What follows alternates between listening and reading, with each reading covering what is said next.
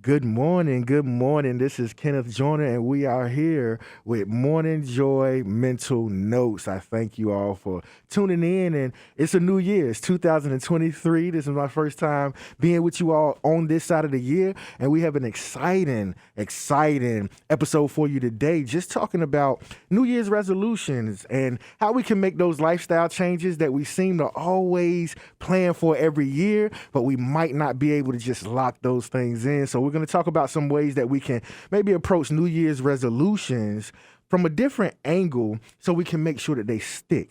It seems like every year we find ourselves making new plans, New Year's resolutions of how we want to change ourselves. So some people may make changes or plans to change their weight. Some people may make plans to just change their everyday routine.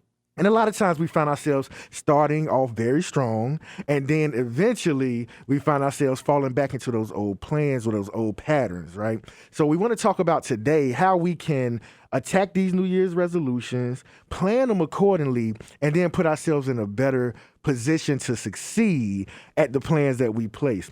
So I know for me, I used to do it every year. I used to take New Year's resolutions and plan them. I'll tell myself I'm going to work out 3 times a week, or I tell myself I'm going to change my diet, not eat after 6 o'clock. And then before you knew it, 2 weeks in, I'm right back to the old me, right? And it sometimes would frustrate me because I really want to evolve and I really want to make this change. But the thing that I started to notice just learning more about the mental health and human behavior side of the world is that conditioning is real powerful, right? So we grew up a certain way and we have all of these patterns and all of these conditioning mindsets in us that we're trying to just break just randomly, or I guess we're trying to just break them at a moment's time. And the reason why it's not working is because once things change, once comfort changes, once stress comes, a lot of times our body is going to retract back to the normal pattern that we had, right? So our thing is to approach this gradually as opposed to just a big change. So for me, if I say, hey, I want to just work out 5 times a week, right? And I tell myself that first week that I'm going to go to the gym Monday through Friday after work or before work. Well, I'm setting myself up because my body is seeing like a gradual, like a big change, and it's not wanting to make that change because it's trying to move back to the comfort zone that it was in. So what my job is to do is to try to make those changes gradually. So instead of telling myself, hey, go to the gym 5 times a week, what I may need to do is I may need to start off with maybe 1 time a week, or I may need to start off with 2 times at a lower intensity, so to speak. So if I say I want to work out for an hour, maybe I need to start with just 10 minutes, right? So I need to work myself into whatever pattern it is. So it's more so of a plan as opposed to just a big change, right? So when you're setting your New Year's resolution, one of the biggest things to focus on is to give yourself a gradual adjustment as opposed to a big adjustment. Think about it in terms of a person working out. If I lift 170 pounds normally and I tell myself I want to lift 300 pounds, it's no way that I'm going to be able to go into the gym and just put 300 pounds on the rack and lift it. What I would have to do is I would have to train myself to get to the 300 pounds mark, right? So when you're setting your New Year's resolution, I want you to look at it the same way. I want you to train yourself to get to whatever space you're trying to get to. So if you say, hey, I want to diet and I want to cut out a certain amount of foods, right? You might want to start with cutting out just one of the foods, just putting your diet into a space where you might cut out sugar in terms of like candy and sweets, right? You might not be able to cut out candy, sweets, and soda. You might just want to start with candy. And then once you can work yourself in 2 weeks of candy, you might want to work in sweets the second 2 weeks, right? And then the third 2 weeks, you might want to work in soda. But gradually giving yourself that chance to adjust. So it's almost like you don't shock your body into thinking, oh, we just have to make this big change, because it's more likely that you're going to go back to the old pattern in that manner. So again, the first thing that you want to look at when you're talking about adjusting and setting those New Year's resolutions, you want to look at gradually working towards the goal and setting a plan. So a 6-month plan would be something that would be good. So by June, you can be in the full effect of what you want to make your change, but maybe looking at January, starting to titrate things down, and then February starting to intensify and continuing to go until you get to June. And then you'll be looking at a better chance to keep that plan in place, right? So again, with those New Year's resolutions, I understand we all want to continue to do them, and that's good, but now we have some keys that can help us try to keep those things in place, right? So in a second, we'll come back and we'll talk about in 3 minutes, we'll come back and we'll talk about another thing that we can do to put ourselves in a great position. But stay tuned. I want you to keep that dial locked. I have a song coming for you, and we'll be back with part 2. All right, and we're back. We're back. I just am excited about today's episode because I've had so many people come to me just prepared to make changes in their life. Again, we're in a new year, and we're ready to just show a new portion of ourselves and evolve into the new us, or the elevated us, I would say. Right? So we talked about one of the first things that we can do to just lock these New Year's resolutions in and get a better result than we have in the past.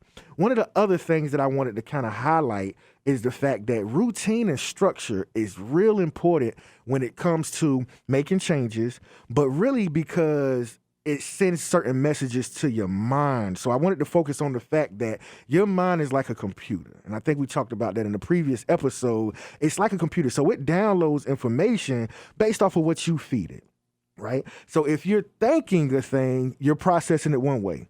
But if you write it down and you look at it and read it out loud, or you look at it and read it with your eyes, like to yourself, it processes a totally different way. So thinking about that 5 days a week that we talked about earlier is one thing, right? But then writing it down is a whole nother processing. So you just downloaded it in your mind 2 ways, and then reading it is a whole nother processing. So you just processed it 3 ways, and you just tripled the magnitude of the message that you sent to your mind, if that makes sense. So writing down a strict schedule is going to help you in that facet, because it triples the message that you send to your brain that, hey, I want to get this thing accomplished, and this is a new rule that I want to put in my life. I want this to be a baseline. Just like I wake up, eat breakfast, go to work, pick up the kids, how that's a normal thing that I don't forget. I want working out to be that. And it to be a rule that my mind says, oh, this is a necessity, right? So if we don't do this,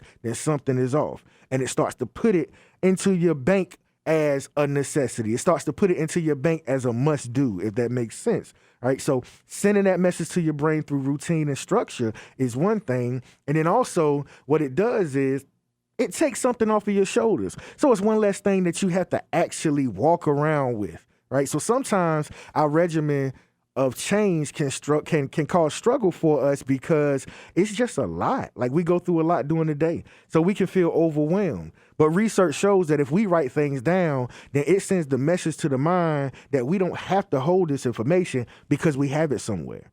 So again, writing it down, creating a routine and a structure, but maybe putting yourself a chart somewhere, either in your phone or on your wall or on your refrigerator, wherever you may want to put it. Doing something like that lets your mind know, hey, this thing is accounted for, and we just have to go to this place to find out or remember what we have to do, as opposed to holding it in your mind and then it causing an extra feeling of stress.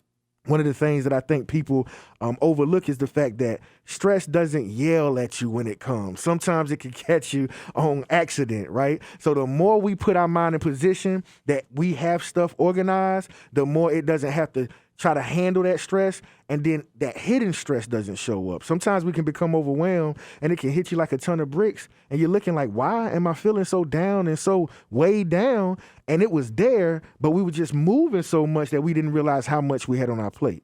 So again, it helps with sending that message.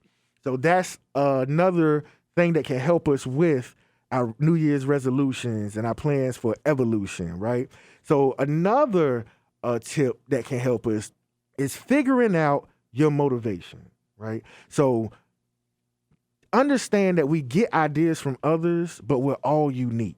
So when it comes to working out, making it fit for you. You have to find your motivation switch, if that makes sense. For example, with me, working out by myself is a hard thing to do, right? So I'm less motivated to work out by myself. I'm more motivated to work out with a partner. So when I go to make these resolutions, I may need to fish around and find people that are probably in the same space as me, probably on the same wavelength as me in terms of wanting to make this change and getting that done. I don't like working out in big areas, right? So I had to fish around and I had to find out a space that was small enough for me, intimate enough for me to keep me motivated. One of the things that I learned was music was a motivator for me. So I had to buy some ear pods to throw in so I could work out with the music in my ear and not be distracted. Those are small things, but just finding out what motivates you. For some people, they do a reward system for themselves, right?